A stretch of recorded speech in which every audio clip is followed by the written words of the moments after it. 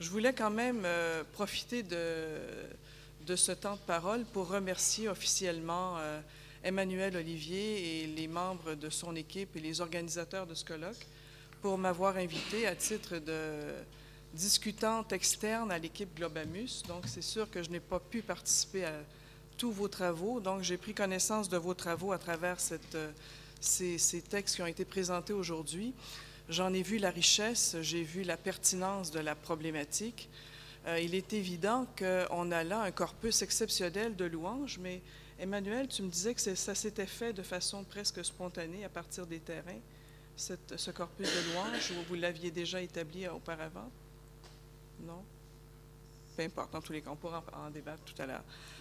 Parce qu'il m'apparaît qu'il y a là un corpus très intéressant, presque homogène, mais qui ne l'est pas, qui se différencie par la contextualisation, justement. Et je pense que ce corpus-là va permettre d'aller très loin à l'équipe et va apporter beaucoup à l'ethnomusicologie.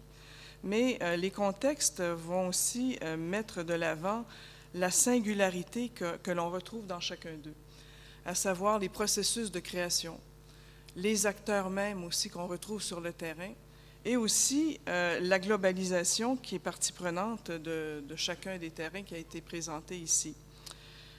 Chez Gilles Holder, par exemple, enfin pas chez Gilles, mais au Mali où travaille Gilles, le repli vers l'audiovisuel peut être lu comme une tentative efficace de diffusion tout en s'appuyant officiellement sur un certain rejet de l'écrit.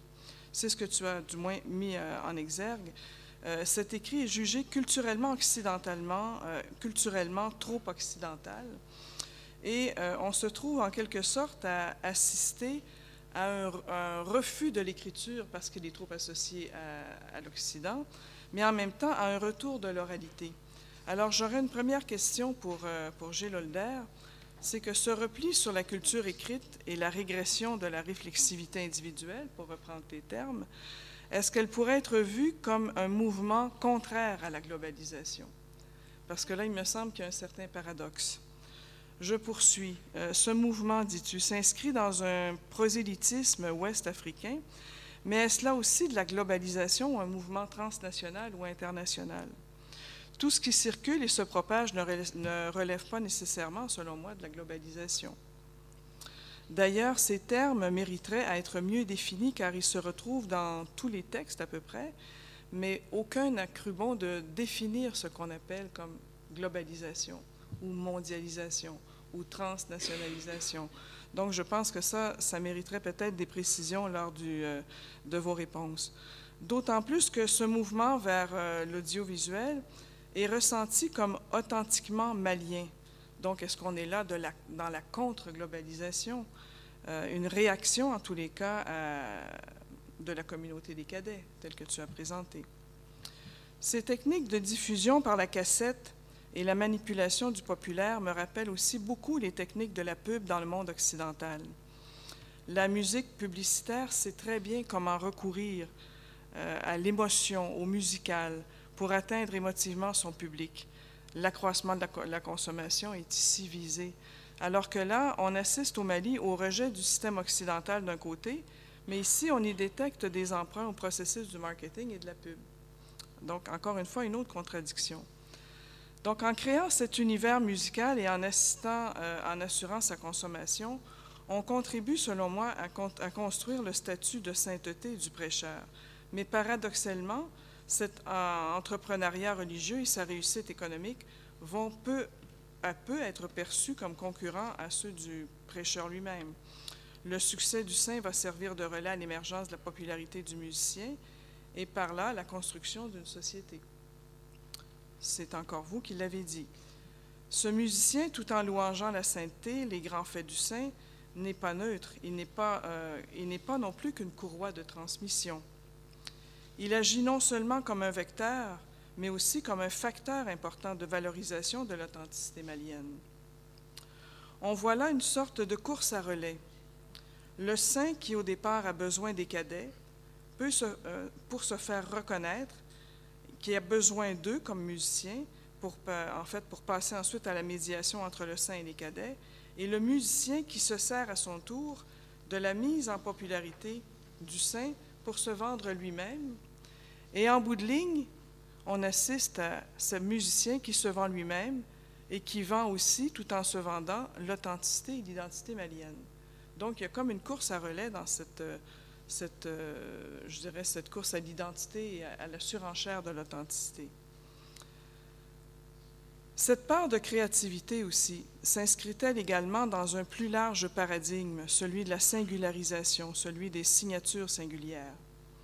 Il serait intéressant de voir comment le talent artistique se profile dans ces récents espaces et d'examiner aussi de quelle manière se fait cet arrimage religieux, louange, part du talent individuel. Car ici, on doit, à mon avis, négocier entre la part individuelle et la part du collectif.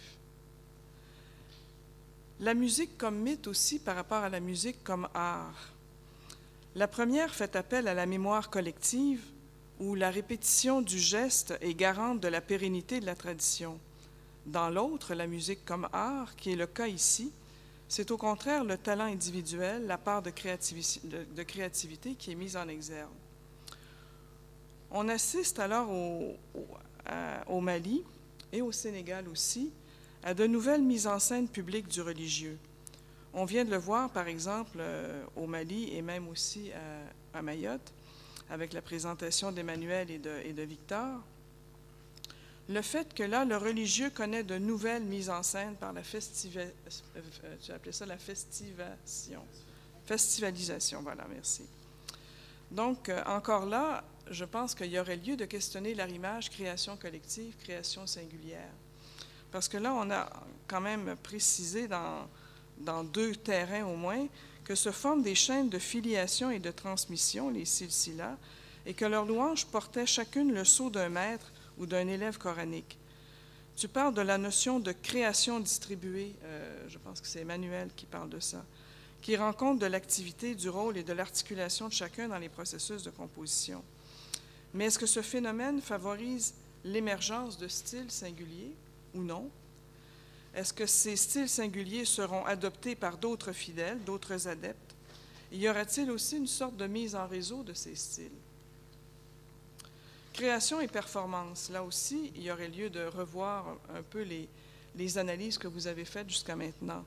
Ce qui m'a frappé justement dans la présentation de Victor, c'est toute la gestuelle mise en scène dans ton premier vidéo que tu nous as présenté. Donc, quels sont les fondements performantiels de ces louanges au niveau des timbres? Bon, vous avez un peu parlé de l'instrumentarium, mais les modes particuliers aussi de réceptivité, Martin en a parlé déjà. Surtout qu'on sait que dans la musique soufie, les modes de réceptivité sont hyper importants. Comment on accueille cette musique, comment on la juge. Regula Qureshi a beaucoup parlé de cette dimension-là, de même que Jean Durigne. La notion de plaisir aussi, on reste dans le champ de l'esthétique, dans celui des valeurs aussi. Donc, au Mali, je pense que c'est Isabelle, Emmanuel qui le disait, on choisit, puisqu'on change de nom ici très souvent, on choisit une mélodie pour son potentiel de popularité. Donc, on est dans le système des valeurs, lui-même lié au plaisir, ressenti par le public. Donc, comment est-ce qu'on crée cette beauté musicale? Comment est-ce qu'elle est interprétée par les adeptes de la musique soufie? Et quels sont aussi les critères de performance liés à ces valeurs? Est-ce qu'il y a des critères, vraiment? J'aurais très bien vu ici un tableau, par exemple, à double entrée. Je m'excuse pour ceux qui n'aiment pas les dichotomies à double entrée, mais à mettre les critères de performance d'un côté et les critères de réception, celui des valeurs de l'autre. Temps et création aussi. Il serait intéressant de voir l'impact du temps. Ces créations s'inscrivent en effet dans une temporalité particulière, celle d'aujourd'hui, mais est-ce qu'elles vont traverser le temps, ou ce dernier sera-t-il le gage de création incessante? On a abordé le statut de l'œuvre aussi. Donc, est-ce que cette œuvre qui est reconnue comme une œuvre va être pérenne à travers le temps? Sinon, qu'est-ce qui arrive au moment où cette œuvre n'est plus reconnue, n'est plus chantée? Est-ce qu'on en crée d'autres? Et combien de temps ça va prendre tout ça?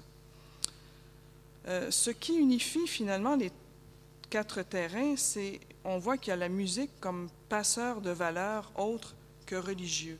Et ça, c'est très intéressant de voir aussi que derrière ces terrains se cache bien autre chose que du sacré, que du religieux, se cache aussi donc du politique, se cache, non pas se cache, mais se crée du politique, du social, du culturel, de l'esthétique. J'aurais quand même quelques questions plus précises au niveau de la méthodologie que vous avez employée. Puisque, par exemple, Gilles, tu as parlé du rejet de l'Occident chez le Malien, comment est-ce que tu as réussi à pénétrer ton groupe de musiciens? Parce qu'à nulle part, on présente la démarche, on ne présente pas non plus les musiciens, qui sont-ils, comment tu as procédé pour faire tes enquêtes, parce que ça ne devait pas être évident pour un Blanc occidental, dans ce mouvement de rejet, de saisir tout ça. Comment donc tu t'y es pris au niveau méthodologique? Pour Fabienne Sanson, qu'est-ce qu'on entend vraiment par world music qui était dans le titre, alors que justement, on a vu un exemple qui, moi, ne m'apparaissait pas nécessairement relevé de la world music, mais davantage de la musique occidentale classique. Donc, pourquoi vous parlez de world music ou de musique du monde? Est-ce que c'est eux qui parlent ainsi ou bien c'est vous qui parlez ainsi? Je pense que des étiquettes, c'est très important et on ne peut pas utiliser world music parce que ce n'est pas de la musique locale. Donc, ben, je pense que ça doit être autre chose, mais j'aurais aimé vous entendre là-dessus. Pour un peu tout le monde, je me posais aussi la question, enfin les 4 panélistes, quels sont les acteurs de la mise en circulation de ces musiques? Vous avez parlé de cassettes, de DVD, d'Internet. Est-ce que le studio d'enregistrement, les techniciens, sont aussi partenaires de cette mise en réseau et créent cette nouvelle musique? Chez nous, par exemple, il y a Serge Lacasse qui travaille beaucoup en tant que musicologue sur les musiques de studio et considère justement le studio comme un véritable acteur dans la composition musicale. Ce qui sort à l'issue, ce qui sort des disques, ce qui sort de la cassette, il y a tout un jeu de dubbing, un jeu de technique. Est-ce que c'est le cas aussi pour ces musiques qui sont mises ensuite sur Internet ou diffusées pour un large public? Ce qui était frappant aussi, c'est de voir le corps, qui est plus ou moins, on en a parlé un peu hier ou avant-hier, mais le corps est plus ou moins présent dans vos analyses. Et vous parlez des prêcheurs. Moi, je suis nord-américaine. J'écoute souvent les émissions de télévision avec des preachers. Les preachers américains utilisent beaucoup le corps et vont chercher beaucoup à créer un lien avec le public à partir d'expressions corporelles, à partir de répétitions de mots, de proximité avec les gens. Il va même faire pleurer certaines personnes. Donc, on joue beaucoup avec les émotions, la sensibilité. Est-ce que les prêcheurs dont il est question ici se servent aussi de ce corps musicant pour atteindre aussi leur public et font qu'on crée encore là du social, voire même peut-être du politique aussi? Donc, on voit quand on passe aussi dans des logiques, je dirais, de musique de louange, on n'est quand même pas dans des musiques de possession qui fonctionnent vraiment de façon rigide avec un code précis. On est là vraiment dans une musique, je le répète encore, vue comme une forme d'art et qui autorise ces singularisations, ces esthétiques nouvelles. Est-ce que si les acteurs le privilégient, la question que je me pose, c'est est-ce qu'ils les privilégient parce qu'à l'autre bout du spectre, au niveau du pôle de la réception, ces conduites-là sont attendues du public? Est-ce que c'est le prêcheur? Est-ce que c'est le musicien? Est-ce que c'est le responsable du studio qui présente ça au public qui ensuite les achète? Ou c'est l'inverse? Donc, comment s'opère la boucle de composition ou de création de cette musique-là? Où sont les utilisateurs, où sont les fidèles, où sont les adeptes dans le processus de création? Parce que, encore une fois, ce n'est pas évident qu'ils ne soient pas neutres. Et à mon avis, ils jouent un rôle actif dans la chaîne de création. Et on ne les a pas vus beaucoup dans ce que vous avez présenté. Donc, je m'arrêterai là pour les quelques questions. Puis, si on a le temps, parce que je veux aussi que vous répondiez et donner la chance au public de poser quelques questions, si on a le temps. Alors, qui veut se lancer dans la...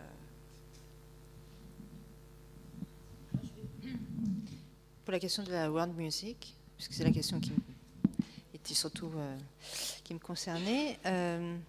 Bon, c'est vrai que bon, world music, ça correspond vraiment à quelque chose. Il faudrait voir si Modo Karambake sortait son single, si c'était vendu à la Fnac ici en France, ou dans quel bac il serait distribué. Vu que effectivement l'extrait que je vous ai passé, ça ressemble vraiment avec les violons occidentaux, de la musique classique. D'ailleurs, ils s'entraînent, je sais pas si on dit comme ça en musique, avec sur des airs de grands classiques occidentaux. Mais quand il y a d'autres extraits que vous n'avez pas entendus où c'est en wolof et ça fait vraiment penser à la musique ombalar sénégalais, avec des airs vraiment locaux. Si part en Chine pour intégrer des musiques sacrées qui sont un petit peu dans le monde et puis arranger musicalement en fonction de la localité où ils s'implantent. Et puis il y a aussi toute la salsa, le reggae, etc. Voilà, donc c'est vraiment tout le monde entier qui est dans cette musique et cette musique qui s'adapte au monde entier en fonction des... Voilà. Donc c'est dans ce sens-là que j'avais utilisé ce terme de world music. Eux, ils parlent de musique du monde. C'est moi qui utilise le terme de world music, mais eux, ils disent musique pour le monde et musique du monde. Avec aussi une idée, je fais très vite parce qu'il y a beaucoup de questions, mais il y a aussi une volonté de pas forcément, même si c'est une musique religieuse et on veut passer un message religieux, il y a aussi une façon au départ de pas forcément se montrer comme islamique. D'ailleurs, le label Mélodie Divine se fait aussi appeler Grand Orchestre du Sénégal, donc il n'y a plus du tout la notion d'islam là-dedans, justement pour peut-être être encore mieux accepté à l'étranger vis-à-vis de gens qui ne sont pas musulmans et voilà, donc là on rentre peut-être encore plus dans le world music qui est carrément en dehors du monde religieux. Beaucoup de questions et qui vont demander des réponses très longues, donc on va faire très vite.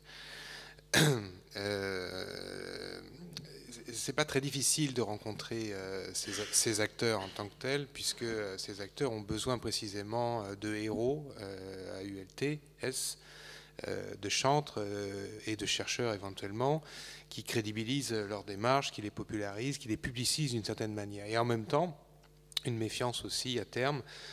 Une des consignes du mouvement Ansardine en particulier, c'est, on est toujours bien accueillis, mais c'est éviter de parler aux chercheurs, parce qu'ils en connaissent autant que vous, voire plus. Donc, les chercheurs spécialement. C'est plus facile de parler avec des journalistes. Bon, donc ce que je voulais dire très rapidement, c'est que, puisque tu l'as résumé de façon brutale, c'est pas qu'on a forcément un rejet de l'Occident comme tel. On a quelque chose qui s'est passé avec les processus démocratiques des années 90, une grosse désillusion, la libéralisation de l'économie, l'ouverture au monde, etc., forcée, imposée, qui a beaucoup paupérisé les gens. Hein. Et donc il y a eu une rétractation sociale très claire qui s'est produite, et cette rétractation a été très illustrée par les élites sur l'accusation de l'Occident du postcolonialisme, etc., etc. Et ça a bien marché, ça marche toujours d'ailleurs. Du coup, la question de l'oral, par exemple, on voit, bon, moi j'ai pas étudié, je pourrais pas faire la chronologie très précise, mais on voit que la dernière décennie de Moussa Traoré, c'est le moment où ce processus s'enclenche, c'est-à-dire où il y a une, je ne sais pas comment le dire, pas une déscolarisation, puisqu'on continue à scolariser, mais une inculturation qui se produit au sein de l'école par des recrutements liés au népotisme et au clientélisme des enseignants qui ne sont pas formés et qui sont préférés à d'autres, par des salaires qui ne sont pas payés, donc les bons font autre chose que d'aller enseigner, etc., etc. Et tout ça se répercute, s'accumule, et on arrive 25 ans et 30 ans après, avec une population, il y a une étude confidentielle qui n'a pas été rendue publique, financée par l'AFD, qui montre qu'il y a 8% des Maliens qui maîtrisent le français. Or, le français est la langue administrative et la langue d'enseignement. Bon, donc il faut poser un problème. Le résultat, c'est que les Maliens sont comme les autres, ils n'ont pas envie non plus de se faire flageller toute la journée parce qu'ils parlent mal le français, alors ils parlent autre chose et ils parlent leur langue à eux. Et en plus, c'est une langue qui n'est pas liée simplement au Mali ou à la région de Bamako, c'est aussi une langue qu'on va retrouver en Guinée, qu'on va retrouver en Côte d'Ivoire, qu'on va retrouver dans le sud du Sénégal, ce que je disais tout à l'heure. C'est une langue véhiculaire, et finalement, c'est la langue dominante dans l'espace d'intégration économique qu'on appelle l'UOMOA. Et qui fait que ces mouvements religieux sont aussi internationalistes, et ils se veulent internationalistes du point de vue de la formation politique, mais aussi leurs fidèles sont eux transnationaux, et éventuellement leurs techniques, etc. Parce qu'ils sont dans un espace de circulation et d'intégration. Donc, au final, pour répondre très rapidement à cette histoire de globalisation, redéfinition, etc., on l'avait quand même un peu discuté hier, avant-hier, je pense que ce qui se passe là, avec ce qu'on peut appeler d'un autre registre, une sorte de nouvel afrocentrisme, qui se fait par l'islam, qui se fait par les cultures nationales, par la réappropriation de l'histoire, etc., etc., c'est que la ressource globale est utilisée pour reterritorialiser, pour relocaliser ou reterritorialiser l'identité, le peuple, la nation, le politique aussi, c'est-à-dire finalement tout ce qui constitue des entités sociales humaines qui donnent sens à un entre-soi. C'est chaotique, c'est bricolé, il ne faut quand même pas négliger le fait qu'on manque de ressources, d'abord intellectuelles, autant l'oralité se développe, autant l'accès au savoir savant, au texte savant, lui diminue. Et précisément, ces prêcheurs sont des vulgarisateurs qui emmènent avec eux aussi toute une vulgate, comme ça, qui va finir par des aspects de foi, de croyance, de rumeurs. La société malienne dans son ensemble n'est pas informée, elle reçoit de la communication. Vous me direz, nous aussi, de plus en plus, on pourrait l'étendre. Mais la structure même de l'information, elle se définit en bambara par le terme mororan, qui est les on-dit. Et on se fait des opinions et on sait ce qu'est le monde et ce qu'on doit être dans ce monde par des on-dit. Et ça devient presque une tautologie, presque un phénomène paradigmatique qui serait bon d'étudier, parce que ces mouvements religieux, ces nouveaux mouvements religieux, et celui de Fabienne aussi, contrairement à ce que montre Victor, sont aussi des mouvements qui justement s'adressent à ces masses populaires, comme disait notre ami Marché, s'adresse à des gens qui ont été paupérisés, qui ont perdu un petit peu ces perspectives d'avenir par le politique, ces changements révolutionnaires qu'on leur a promis, etc., tiers-mondisme, panafricanisme, démocratie, n'en parlons même pas, etc.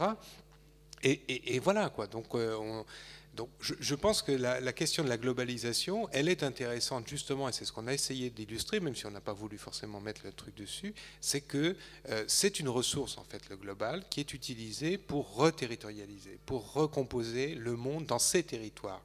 C'est peut-être un peu la grande, je sais pas, la grande leçon qu'on peut-être dans cette ANR sur la circulation et globalisation, c'est la reterritorialisation, la recomposition des territoires de pensée, des territoires d'action, des territoires sociaux. Parce que finalement, on a tous besoin d'altérité pour chercher son authenticité, son identité. Et je pense que dans vos deux présentations, ce qu'on voit justement, c'est qu'on a besoin d'aller à l'extérieur pour se recentrer ensuite, pour redevenir plus, ce que vous dites, authentiquement malien. Donc, ça, c'est très clair. Oui. Moi, Monique, merci beaucoup pour tes remarques tout à fait... qui pointe des choses tout à fait intéressantes. Je vais répondre sur les questions que tu as posées au sujet de la fabrique de la musique et le côté performantiel, et de manière plutôt assez générale par rapport à ma présentation qui était une micro-sociologie ou une micro-analyse. Ce qu'on remarque depuis un certain nombre d'années, c'est cette porosité des genres musicaux. La musique, et je pense que c'est tout l'intérêt justement d'un travail en ce moment en Afrique de l'Ouest, c'est que la musique religieuse ou le religieux va s'inspirer, va avoir des sources d'inspiration multiples, que ce soit des musiques griotiques, des musiques populaires nationales, comme des genres de variétés internationales, voire de genres complètement globalisés, comme le hip-hop, qui vont là aussi être retravaillés par le religieux et par le national. Et évidemment, il y a tout un jeu d'acteurs. Non seulement il y a les prêcheurs, il y a ces associations religieuses, il y a une aristocratie religieuse aussi qui a son mot à dire. Mais il y a voilà, le public aussi qui est en demande de ce type de musique. Au Mali, par exemple, les musiques qui sont vraiment écoutées sont les musiques des cantatrices, des griottes cantatrices. Et c'est un style particulier de musique que les femmes particulièrement aiment énormément. Donc il y a voilà, ces chanteurs répondent aussi à un goût qui est un goût qui est formé, qui a été formé, qui se déforme aussi, mais où le religieux prend souche dans cette écoute et dans ce goût musical national. Alors, ce qui est intéressant là aussi, c'est qu'on a donc une porosité des genres avec un goût national et une fabrique de la musique, là pour le coup de la musique religieuse, qui est une petite économie de la cassette, une économie artisanale ou une économie plus professionnalisée, avec des chanteurs qui effectivement bougent, circulent beaucoup dans la sous-région, en tout cas dans l'espace dit mandingue, qui correspond d'ailleurs à l'espace de ces nouvelles associations pour la plupart religieuses, entre Côte d'Ivoire, Mali, Burkina Faso, un petit peu de Sénégal, et où les musiciens vont circuler. Et là aussi, ils vont avoir des sources d'inspiration différentes. En Côte d'Ivoire, par exemple, les musiciens de zikiri qui font du zikiri au Mali, mais qui sont entre la Côte d'Ivoire et le Mali, vont s'inspirer beaucoup des prêcheurs protestants et des musiques religieuses protestantes ivoiriennes. Et là, c'est tout à fait intéressant de voir cette fabrique, justement, avec des modes d'arrangement issus des arrangements et des harmonies protestantes qui sont rapatriés dans le chant religieux musulman. Donc, en fait, c'est une fabrique qui est extrêmement complexe et qu'on a essayé de décrire très, très finement. Après, c'est toute la difficulté d'exposer des recherches en un quart d'heure, 20 minutes, mais on a pris en compte, bien entendu, ce dont tu parles. Quant à l'aspect performatif, des styles singuliers de personnes, après, là, il y a plusieurs types de réponses, parce qu'à Djenné, il y a l'importance de cette filiation, des filiations qui peuvent être coupées aussi, on peut faire rupture et soi-même entamer, être la source d'une nouvelle filiation à venir. Donc ça, c'est très très fort à Djenné. Ça l'est peut-être moins sur les cas qu'étudient Fabienne et Gilles, où la notion de singularité s'exprime plus en tant qu'individuellement.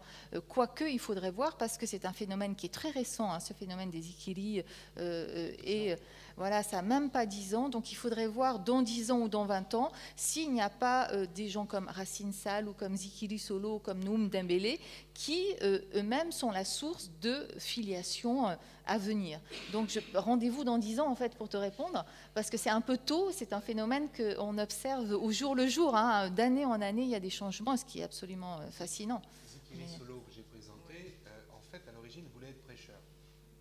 Il a vu qu'il n'avait pas le talent, mais qu'il avait d'autres talents, et donc il est devenu Zikiri Dala, donc louangeur de Zikiri, joueur de Zikiri.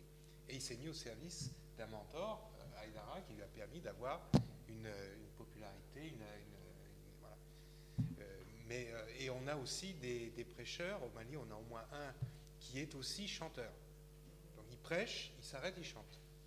Il recommence à prêcher.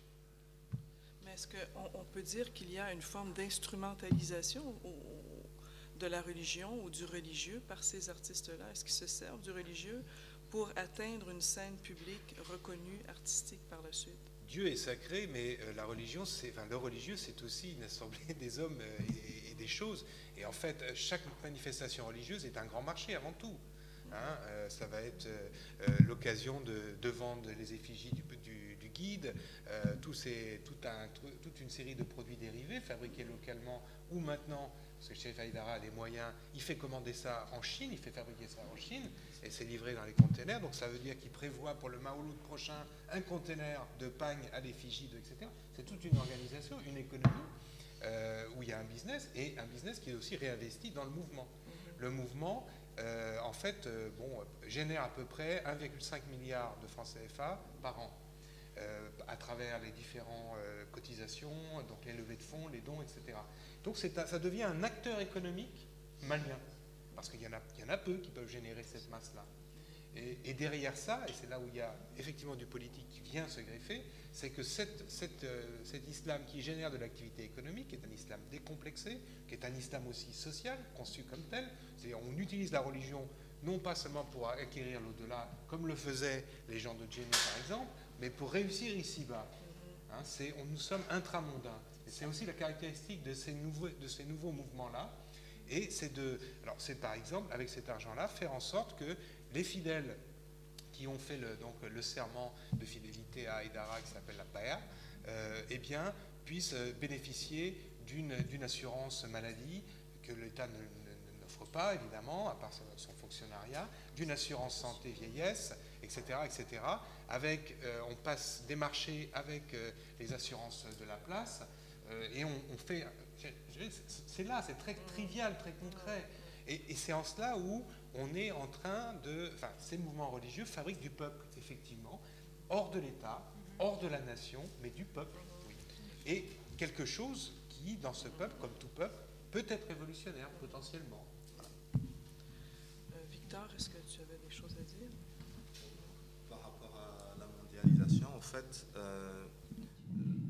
dans mes enquêtes, les jeunes filles, dès qu'il y a des concerts, par exemple, de hip-hop, de groupes de hip-hop qui viennent de l'Afrique de l'Ouest, les jeunes filles qui dansent le débat sont toutes au concert. Et après, comme on compose ensemble, elles proposent aussi des gestuels, je dirais, piqués dans les gestuels de hip-hop. Donc, ça, c'est déjà une forme d'intégration qui conduit à la mondialisation. Et bien sûr, quand les femmes se déplacent en Europe, en Inde et tout ça, à chaque fois, il y a un changement. Il y a un changement obligé par chaque type de scène. Et ça contribue aussi à l'évolution et à la mondialisation.